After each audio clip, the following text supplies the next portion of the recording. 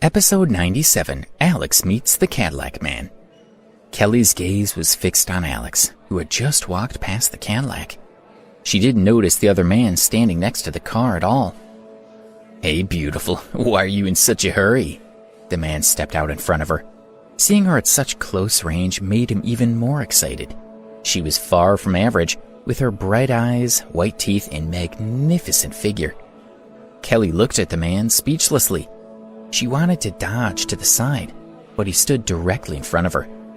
"Beautiful woman, don't go. Get in the car," the man said as he was looking at her face. "Scram!" she snapped at him.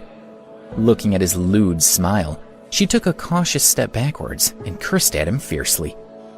"Even your voice is so nice," he said while shamelessly smiling. His brain and body were already very excited. He had only one thought on his mind, which was to get this girl into his car.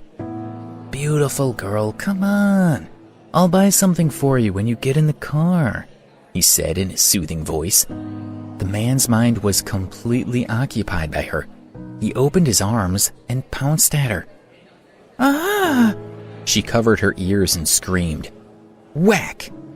The man was about to grab her when a large fist landed on his head.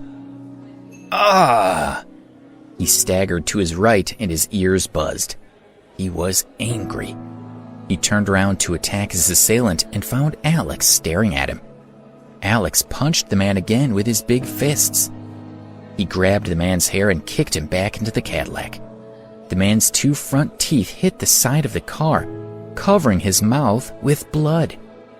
"Get out of here!" Alex shouted at him. He was completely confused by Alex's demand. He ran into the car in a panic, then drove off like a wisp of smoke. Only then did Alex look at Kelly to see if she was hurt, but he found that she seemed to be staring at him with loving eyes. He was stunned for a moment before he turned around and left her standing there by the gate.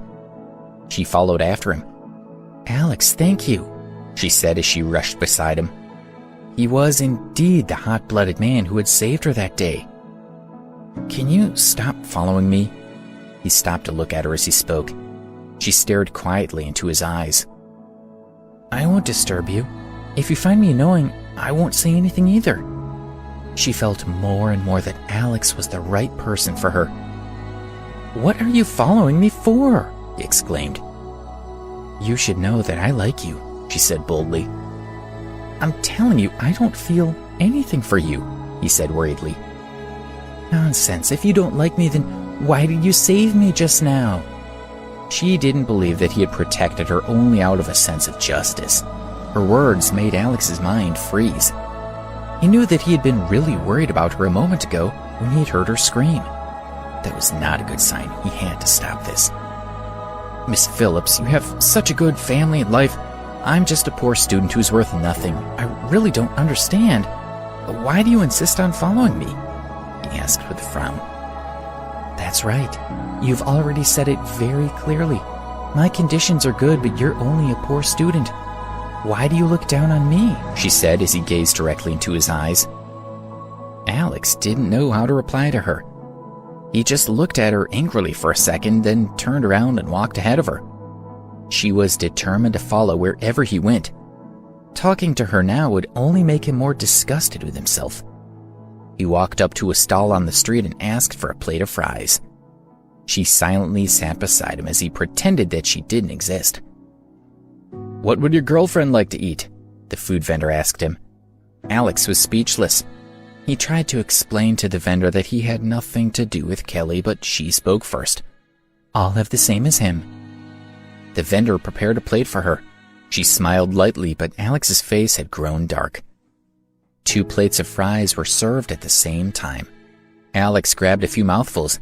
He didn't care about Kelly at all, so he paid the bill and left. "Miss, you two had a fight, right? This won't do," the vendor said to Kelly while she was still eating. She smiled faintly at the man. Then her gaze shifted to Alex's figure as he was leaving. She stopped eating and stared at his back until she could no longer see him. Debbie was still at the Chicago General Hospital. She had slept for more than 3 hours straight, but she started to wake up slowly. Debbie, you're awake. Melissa, Janice, and Rita were all next to her bed. Katie and Olivia stood off to the side of the room. What are you all... Debbie was not used to so many people looking at her. She wanted to sit up, but the others held her arms back down on the bed. Don't be like this, I'm fine. You guys are busy with your own things. Don't worry about me, she said as she looked at them. We're all fine. Right now, it's your well-being that's the most important, Katie said. That's right, Debbie. If you need anything, just tell me. I'll make sure you eat properly. When I came up, I brought some pineapples. I'll give you some to eat, Olivia said. Rita looked at Katie and Olivia with displeasure. While Debbie slept, the two of them had been anxiously walking around and mumbling to each other, writing drafts and practicing how to talk to her when she woke up. No need, Debbie smiled faintly. She was not a vengeful person. Janice, when are we going back to New York? She asked. Before they had departed for Chicago, she had heard from Janice and a few others that they had already booked their return flights. Don't worry about that, Janice replied, holding her hand. She felt very sorry for what had happened the previous day. I'll return the plane tickets later, and we'll all be here with you. Just take care of yourself. Originally, Janice had been prepared to stay with Rita to take care of Debbie, but Melissa and the others also took the initiative to stay. If they were to leave now, it could impact Debbie's recovery. Don't do that. After hearing Janice's intentions, Debbie rejected her idea without a second thought. She never wanted to delay other people's plans because of her matters. Don't return the plane tickets. We'll go back according to our original plan. Don't be willful. You're not in any state to travel just now. You don't need to worry about us. And you haven't got much to do in New York right now anyway. What's your rush to get back? We'll all stay here while you recover, Janice said, because she wanted her to get better as soon as possible. That's right. Debbie, don't think too much about it, said one of the girls. We're all part of the same group. How could I leave you behind? Said another. If we don't see that you're getting better, we won't feel good about it, said yet another. They were all trying to persuade Debbie. Debbie smiled as she shook her head. Being cared for by so many people made her heart feel especially warm. However, she still couldn't accept it. She wasn't willing to sacrifice the interests of others to accommodate her concerns. Janice was only a manager with the Sunshine Music Company. The funds for the trip to Chicago were limited, so Janice would have to pay her out of pocket to change the plane tickets. They would also need to cover their expenses while they stayed in Chicago, and that would cost a considerable amount of money. Janice, I appreciate your kindness, but I really don't need you to stay here. Don't look at the bandages on my body. It's actually a very small injury. Plus, Chicago is not far from New York. When they finished eating, Janice went through the discharge procedures for her. The doctor told her that Debbie must visit a hospital as soon as she returned to New York. The 6 women squeezed into 2 cabs and drove to the hotel. As soon as they arrived, Melissa, Katie, and Olivia took the initiative to pack for Debbie. Soon her luggage was ready to go. Thank you, Debbie said gratefully. Please don't. This is what we should do. Okay, Debbie, you lie in the bed for a while. We'll come and get you at 6:30. With that, Melissa and the other 2 left. Debbie sat on the bed and took out her phone. Alex should be fine now, right? After mulling it over for a while, she pressed his name in the contact list. She had decided that she would not tell him about her injuries yet. She didn't want him to worry. Beep, beep, beep, beep. A busy signal sounded. She couldn't reach him. A digital voice came over the phone. I'm sorry, but the call you have made cannot be answered at this time.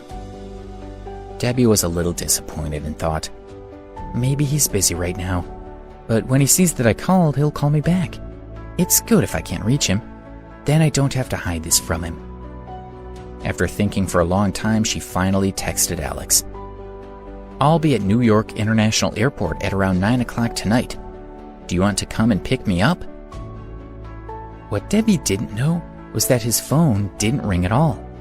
The phone that did ring and that had received her message was Melissa's, and she was next door to her. Looking on her phone screen at the missed call that Debbie had placed, the corner of Melissa's mouth curled into a smile.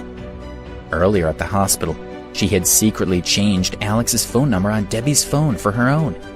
She had also saved his number on her phone. Alex was Justin's older brother and part of the Ambrose family. So how could she not be tempted to do that?